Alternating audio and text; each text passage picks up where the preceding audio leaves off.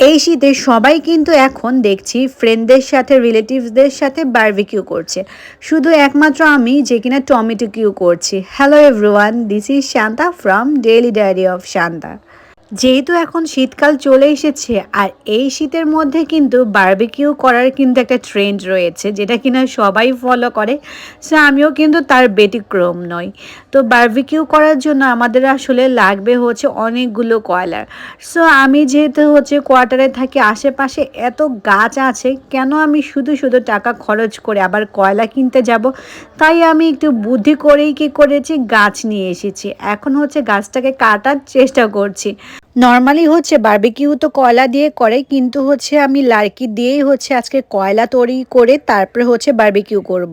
তো অনেক চেষ্টা করার পরেও হচ্ছে আমি ব্যর্থ হয়ে যাই। যাই হোক, এদিকে হচ্ছে রাত হয়ে গেছে। তো এখন হচ্ছে আমি আর তাহসিন দুইজনে মিলে হচ্ছে কয়লা বানানোর প্রসেসিং করছি।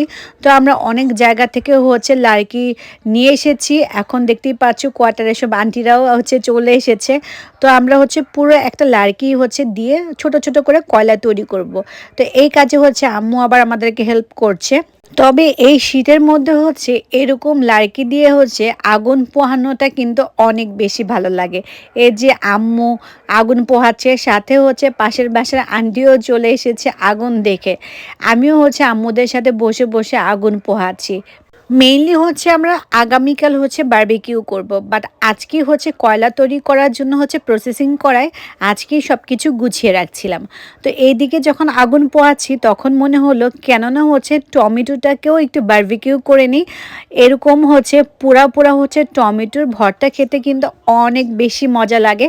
তো এইখানে হচ্ছে আমি এমন একটা বোকার মতো কাজ করি। আমি কি করি, শলা ঝাড়ু নিয়ে ভালো করে ওইটাকে ক্লিন করে তারপর ওইটার মধ্যে দিয়ে টমেটো দিই, কিন্তু কিছুক্ষণ রাখার পরই শলা ঝাড়ুটা একদমই গলে যায়। তারপরে হচ্ছে হাতের মধ্যেও প্রচণ্ড পরিমাণ আগুন লাগছিল, তাই শলা ঝাড়ু থেকে বের করে তারপরে হচ্ছে আমি একটা একটা করে টমেটো হচ্ছে সিঙ্গেল করে পোড়াচ্ছিলাম। এইদিকে বাহিরে এত সুন্দর একটা মৃদু বাতাস আসছিল, আর এদিকে হচ্ছে ওয়াফিয়াও চলে আসছিল, কিন্তু আগুন দেখে অনেকটা ভয় পাচ্ছিল। আর আগুন থেকে যা ধোঁয়া আসছিল এগুলো দেখে ওয়াফিয়ার চোখ প্রচণ্ড জ্বালা পড়া শুরু করে দেয়, তাই ও ভয়ে চলে যায়। ছোটবেলায় যখন হচ্ছে গ্রামে বেড়াতে যেতাম তখন কিন্তু এই শীতের সময় সবাই মিলে হচ্ছে আগুন পোহাতাম। ছোটবেলায় সেই দিনগুলো আজ মনে পড়ে গেল। যাই হোক, ফাইনালি হচ্ছে আমি টমেটোগুলোকে পুড়িয়ে ফেলেছি। এখন একটু পর হচ্ছে যে ভর্তা বানাবো, বাট তার আগে হচ্ছে একটু গরম গরম হাওয়া খেয়ে নিচ্ছি আর কি। সো আজকে দিনটা খুবই ভালো একটা সময় কাটছে। সো এখানে প্রায় 1-1.5 ঘন্টা কাটানোর পর এখন হচ্ছে আমি চলে যাব হচ্ছে বাসায়। সো বাসায় গিয়ে তারপর হচ্ছে আমি টমেটো ভর্তাটা বানানোর জন্য প্রিপারেশন নিব। সো এই তো বাসায় চলে আসলাম। বাসায় আসার পর তারপরে হচ্ছে আমি সবগুলো উপকরণ নিয়ে নিয়েছি টমেটো ভর্তা বানাতে আমাদের যা যা লাগবে।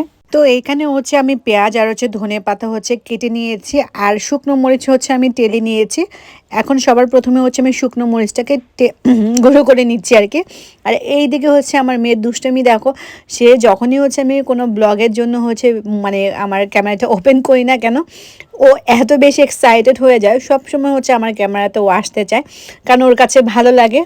আর সবসময় হচ্ছে মানে বাসার মধ্যে যখনই হচ্ছে আমার সাথে দুষ্টুমি করে, সবসময় হচ্ছে আমি যেভাবে ইন্ট্রোটা দিই ও সবসময় ওইটা আমাকে কপি করে। ওকে যদি জিজ্ঞেস করি অফিয়া তোমার মাম্মার নাম কি, তাহলে কি বলে জানো, বলে হচ্ছে ডেইলি ডায়েরি অফ শান্তা। ও ভুলেই যায় যে ওর মার নাম কি। ও সবসময় মনে করে যে ওর আম্মুর নাম মানেই হচ্ছে ডেইলি ডায়েরি অফ শান্তা। তোমরা যারা হচ্ছে রেগুলার আমার ব্লগ দেখো তারা তো জানো যে আমি টমেটো কতটা পছন্দ করি। সো টমেটোর দিন যেহেতু এখন চলে এসেছে, আমার বাসায় একদম সারা মাস এখন টমেটোই থাকে। আর আমি প্রতিদিন টমেটো ভর্তা বা টমেটোর চাটনি এগুলো প্রতিদিনই খেয়ে থাকি, এতটা পছন্দ। আফিয়ারও আলহামদুলিল্লাহ আমার মতো টমেটো অনেক বেশি পছন্দ। তো আফিয়া এখানে টমেটো দেখে আফিয়ার অনেক বেশি ক্রেভিং হচ্ছিল। এইদিকে আমি তো খালামণির সাথে কথা বলছিলাম, বাট ওয়াফিয়াকে দেখো, ওয়াফিয়া কিন্তু 1 সেকেন্ডের জন্য টমেটোর থেকে একদমই চোখ সরাচ্ছে না। সে বসে বসে শিখছে যে আসলে কিভাবে করে টমেটো ভর্তা বানাতে হয়। তো এই তো কথা বলতে বলতে আমার কিন্তু ভর্তা বানানোটা হয়ে গিয়েছে। তো এখনও হচ্ছে আমি জাস্ট টেস্ট করে দেখব যে ভর্তাটা খেতে আসলে কেমন হয়েছে। সো আমি মুখে দেওয়ার পর আমার কাছে এত বেশি ভালো লেগেছে কি আর বলবো।